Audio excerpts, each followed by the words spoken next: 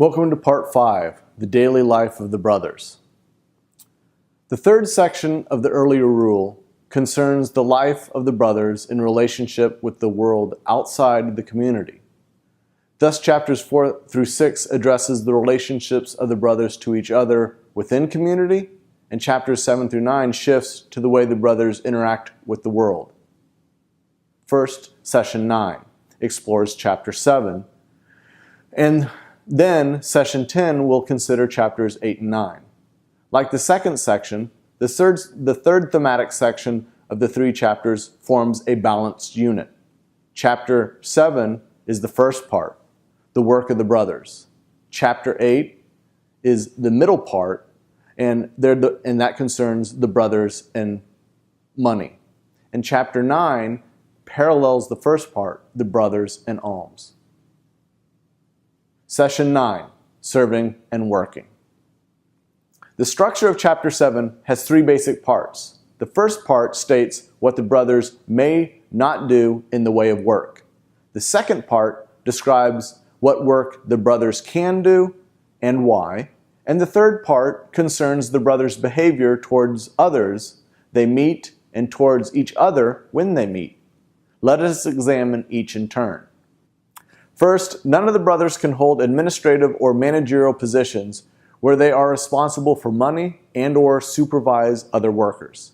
Hence, they cannot accept any office that places them in charge of the houses they serve. What are the places or houses that the brothers work? On the one hand, they could refer to the houses of the owners who ran various trades within the economic structure of medieval society, like Francis's father, who traded cloth. Francis certainly knew this trade. He also seemed to possess masonry skills since he rebuilt churches. Many of the brothers would have known various trades before joining the brothers, and most would have worked for someone in this capacity. Note that line 3 explicitly says the brothers can work at the trade they have learned. On the other hand, the places and houses could also refer to the charitable institutions, like a hospital for the lepers, where the brothers could work, as Francis himself did. Chapter 8, line 9 specifically mentions such charitable places. The point is that wherever the brothers work, and whatever they do as their labor, be it skilled or unskilled, they must not accept high-level positions that could cause scandal or, as Mark 8:36 says, be harmful to their souls. In effect, what good is work and worldly gain it can provide if it harms the soul? But why is it scandalous or harmful?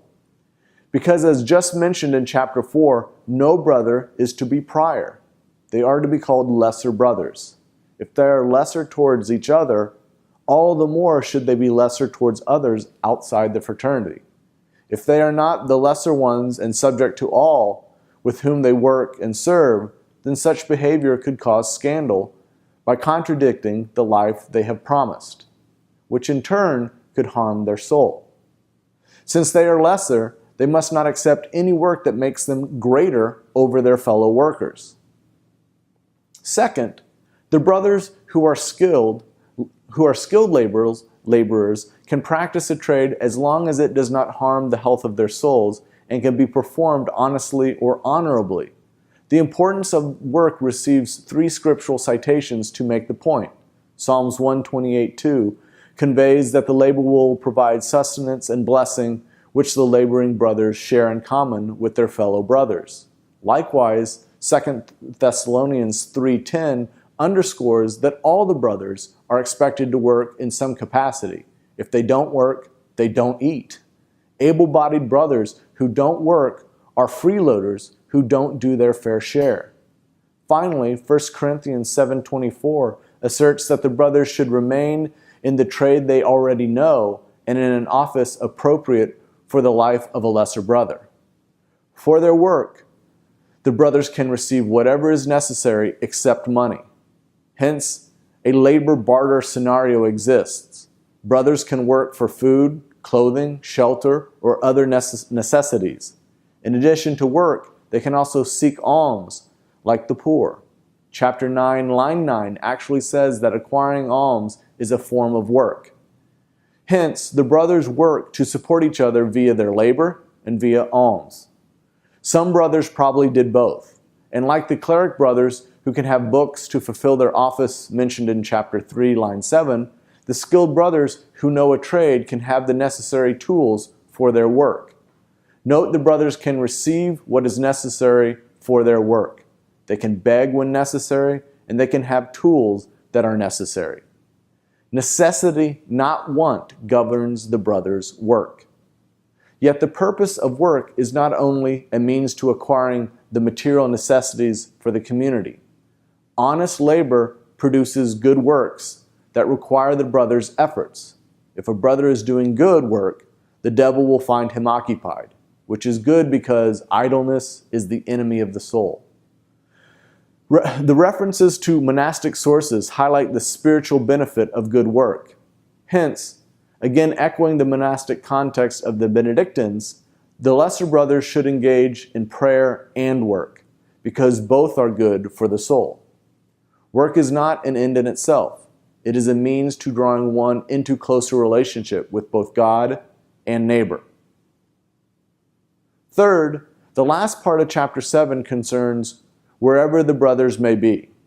It conceptually links with the rest of the chapter via its focus on the places the brothers find themselves. Thus, just as they are to behave a certain way in the places they work, they are to behave in certain ways in the places they live. Change of context does not change their behavior. In all places, they are called to be lesser brothers. So on the one hand, the brothers do not own the place where they live. They should not claim it or contend for it against others, as if they did own it. Just as they are lesser brothers who serve and work among others, they are also lesser brothers who live among others. They work with others, they live with others. Accordingly, they should welcome with kindness both friend and enemy alike, and make what is ours theirs. On the other hand, when the brothers travel to various places that other brothers live, they should meet each other with loving respect. Just as they are to find honor in their work, the brothers are to honor their brothers with whom they live.